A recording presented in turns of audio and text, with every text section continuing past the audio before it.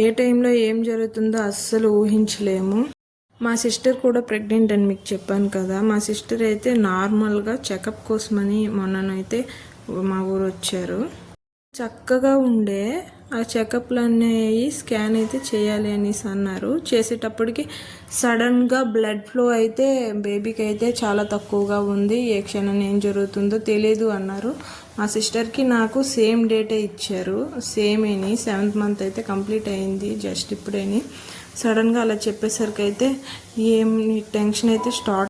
శ్రీకాకుళం అయితే తీసుకువెళ్ళిపోయారు. అంటే first time అక్క డెలివరీ అక్కడే కాబట్టి సెకండ్ టైం కూడా అక్కడే చేస్తామనేసి అక్కడికి తీసుకువెళ్ళిపోయారు. అక్కడ కూడా చెకప్లు చేసి బేబీకి బ్లడ్ ఫ్లో చాలా తక్కువగా ఉంది, అలానే ఉమ్మనీరు కూడా చాలా తక్కువగా ఉందని, ఫ్లూయిడ్స్ ఉమ్మనీరు పెరగడానికి బ్లడ్ ఎక్కువగా అందడానికి అన్నీ ట్రై చేశారు. నిన్న నేను హాస్పిటల్కి వెళ్ళాను కాబట్టి చూశాను. అన్నీ ట్రై చేసినప్పటికీ నేను ఇలా వచ్చేసాను.